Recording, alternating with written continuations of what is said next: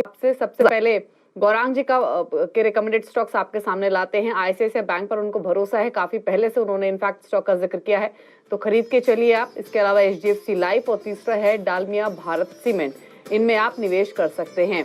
तो ये 3 पिक्स गौरांग जी की ओर से। इसके अलावा आप देखिए राजेश जी की रिकमेंडेशन, 3 शेयर्स इन्होंने भी सुझाए हैं। मिला जुला पोर्टफोलियो है दिग्गज मिड कैप्स का। बजाज फिनसर्व पहला स्टॉक उनकी ओर से। इसके बाद जेएसपीएल और बालाजी अमाइंस, यहाँ पर आप निवेश कर सकते हैं। और आशीष जी ने तो इनफैक्ट 3i चुने हैं और तीनों लीडर्स हैं अपने अपने सेगमेंट में, इंडसइंड बैंक, इंटरग्लोब एविएशन और आईआरसीटीसी। ये 3 पिक्स हैं उनकी ओर से। तो आपको दिग्गज मिड कैप्स का एक मिला जुला कॉम्बिनेशन इस शो के जरिए मिला है, यानी दमदार 9 शेयर्स जिनको आपकी टिप्पणी के लिए मेरा दिवाली के लिए टॉप पिक क्या होगा, तो मैं आपको एक शेयर बताता हूं जो मेरे हिसाब से सबसे बढ़िया कन्विक्शन प्ले है हाउस ऑफ गोदरेज से, गोदरेज कंज्यूमर।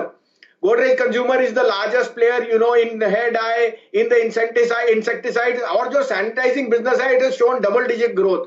साथ में उसका Indonesia business is doing roaringly well, और उन्होंने जो न्यू कैटेगरीज लॉन्च की है, I think there the margins will be far greater than even the company expects. The stock has seen a reasonable correction from highs of 750 to 670, और मैं conviction से कहता हूं this stock is now headed to 850 to 900 by next Diwali. It should be one of the top FMCG players because जो उनका market share है that is showing accretion and margins are going to expand. So undoubtedly Godrej Consumer is my top pick for Diwali and next Diwali.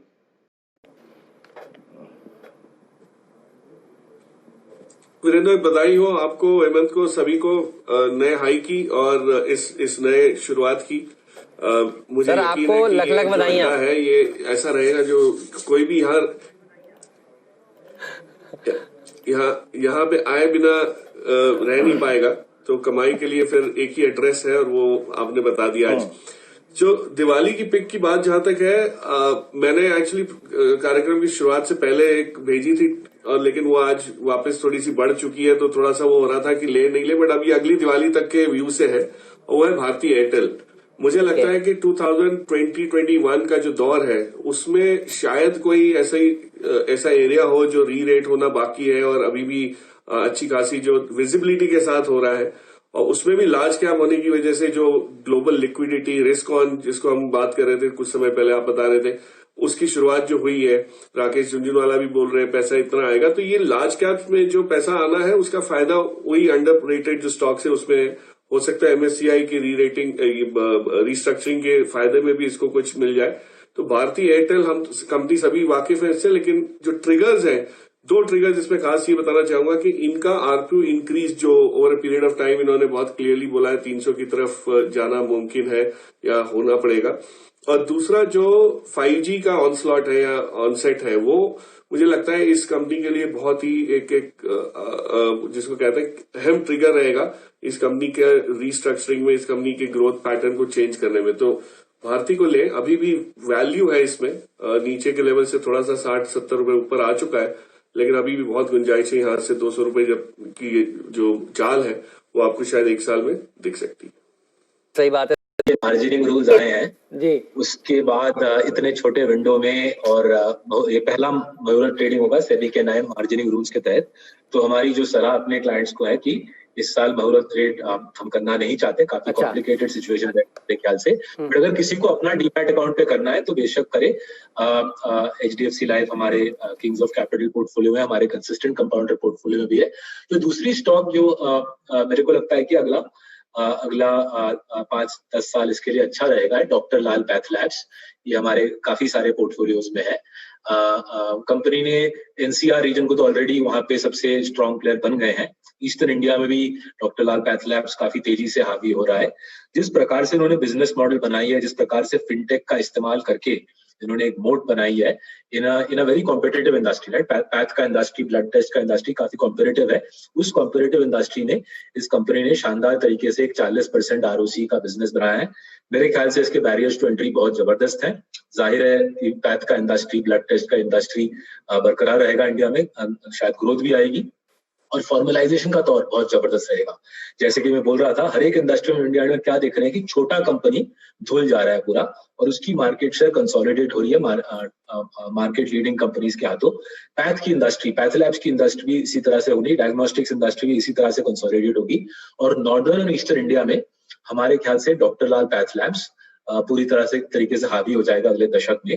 इसलिए हमारे portfolio में ये stock काफी सारे portfolios में बैठा हुआ है। बिल्कुल। तो आई थिंक आज एक घंटे में हमारी पूरी लिस्ट आएगी, but with in that list tube investments हम पहले भी डिस्कस कर चुके हैं। मुझे लगता है कि ऑटोज, ऑटो एंसिलरीज पे खास फोकस रखना चाहिए।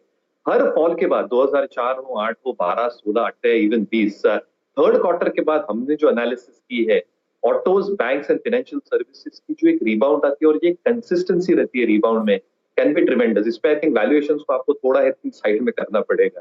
ट्यूब इन्वेस्टमेंट्स साइकिल्स में नंबर 2 प्लेयर है, इंजीनियरिंग में 40%, 44% का कंट्रीब्यूशन है। मेटल फॉर्मिंग, जो फाइन ब्लैंकेट या मेटल फॉर्मिंग का डिवीजन होता है, जो दरवाजे बनाते हैं, door frames, that is almost 30% और गियर बॉक्सेस, इनकी जो सब्सिडरी है Shanti gear, team Guruji I think आपका फेवरेट स्टॉक रहा है, which is also very very good company financially.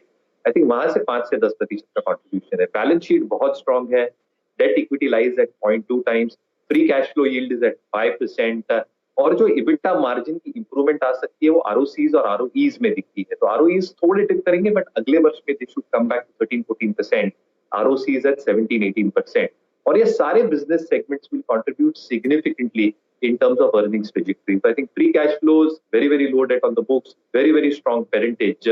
मुझे लगता है I think Diwali picked Tube investment my choice. But again I think markets पे positive रहे, और हेमंत जी आपको बोर्ड निकाली I think 1, 2, 3, 4, 5 वाला जो हमने प्री कोविड किया था। अगर आप YOY भी इनका परफॉर्मेंस देखें या Q on Q भी देखें, काफी अच्छा परफॉर्मेंस है। रेवेन्यू भी 17% से ग्रो करे हैं और नेट प्रॉफिट भी लगातार आपको बढ़ते हुए दिखे हैं। सो एलेम्बिक फार्मा एक स्ट्रॉन्ग परफॉर्मर है। टेक्निकल सेटअप भी अगर आप देखेंगे तो अराउंड अपने प्रीवियस हाई से 38% एक रिट्रेस लेने के बाद काउंटर एक सिमेट्रिकल ट्रायंगल पैटर्न फॉर्म कर रहा है। कंफर्टेबली प्लेस्ड है, रिलेटिव स्ट्रेंथ भी काफी पॉजिटिव लगती है। 979 पर अभी फिलहाल प्लेस्ड है। मुझे लगता है 1200 से 1250 तक के लेवल्स इसमें हमें देखने को मिलेंगे। एक स्टॉप लॉस मेंटेन किया जा सकता है 860 का, एंड इसे कैरी किया जा सकता है फॉर दिवाली पिक। आपका मुहूर्त ट्रेडिंग पिक, आज का पिक कौन सा है?